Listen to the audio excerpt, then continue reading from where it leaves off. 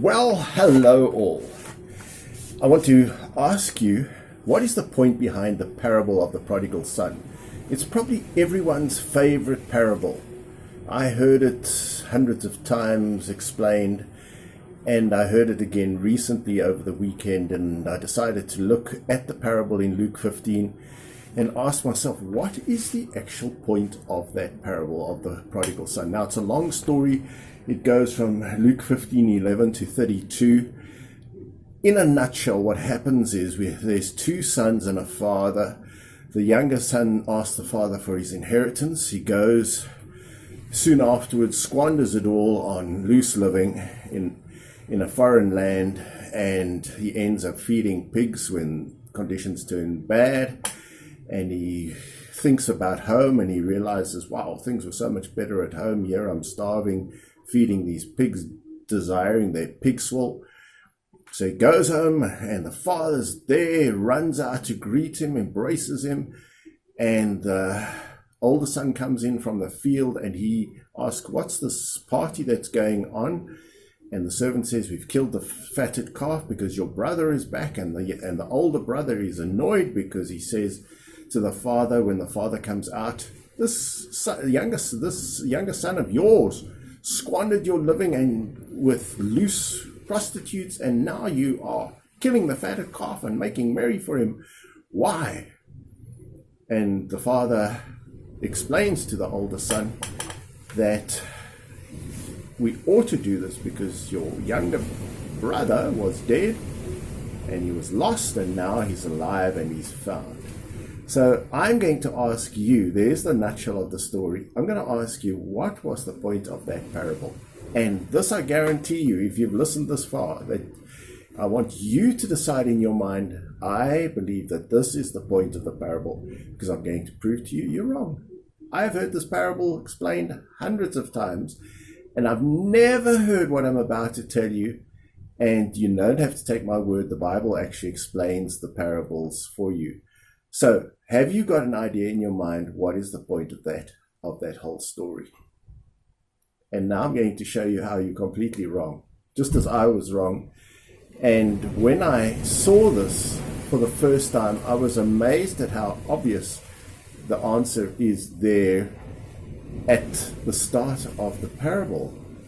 What is the actual point of the parable? And the parable has only one point, and we always think that the point is the father is just so anxious and overjoyed to welcome back any sinner. And we think that's the point of the parable, but it's not. Here's the point of the parable. It's written in Luke 15 verse 10, the verse before the parable starts. Likewise, I say unto you, there is joy in the presence of the angels of God over one sinner that repents. There is joy in the presence of the angels of God over one sinner that repents. That is the point of the parable. Not one of you got that. And then after saying that, Christ launches into this parable. So let's see how this parable actually proves that point. So there are hidden cast members in the story. There are the servants. The son comes home. The father tells the servants to kill the fatted calf. Let's make a party. There's music. There's joy. There's dancing. Who are the people rejoicing, singing, and dancing? It's not the younger brother's friends, because he has none. They all deserted him. It's not the older brother's friends, because the older brother says, all these years I've served, you've never once thrown a party for me and my friends. So the older brother didn't even know about this party. How could he invite his friends? It's not the mother, because there's no mother in the story. And it's not the father, because the father's come out to talk to the older brother, and this party's going on in the background, and the younger brother and the servants. This whole story is about the servants of this father. They are all in the house throwing a party while this whole parable is transpiring. And the servants are the angels of God in this parable.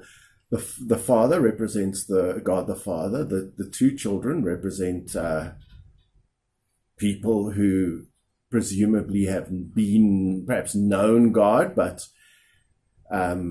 they hadn't thought about, they didn't consider their relationship with the father, because look, the younger son was just happy to push off. He was more interested in materialism and wealth. And the older son, he's like grumbling against the father. He says, all these years I've slaved for you. He's got a bad attitude towards the father, but he just hasn't pushed off. He's like a person who grows up in a Christian home. And he kind of continues in his Christian ways, but he doesn't really have a relationship with the father. But that's not the point of the parable. The point of the parable is explained in that verse which I read to you, and that is that the angels in heaven, that is the servants, are partying it up, and they're happy, and they're singing, and they're dancing, and they're all sharing in the fatted calf over this younger brother who has returned. And in that culture, the servants aren't part of the inheritance, just like the angels are not part of the inheritance. We sons of God are going to be the inheritors of what Christ has to offer and what God the Father has, and this universe, etc. The angels are called ministering servants for those who would inherit salvation. Just like the Father's servants are, they are a type, and they represent the angels. And the angels are overjoyed to see the younger brother back. They don't have a problem with him back. They're not even, the inheritance is meaningless to them. So this parable has got nothing really to do. I mean, you could, if you wanted to, draw the wrong conclusion. You could say, well, the younger son was concerned with the wealth, and the older son was concerned with wealth, and he gets jealous that the younger son comes back, and he's probably going to get another portion of the father's wealth. No, the father says, all that I have is yours. And but the father says, you are ever with me. You see, the father wants a relationship with his children. He wants a closeness, like he had in Eden with Adam and Eve before he threw them out, because they had got a distance. They distanced themselves from him. And just like there was a closeness in heaven between Lucifer and God and all the angels before Lucifer fell and became Satan, there was a closeness. There was a relationship.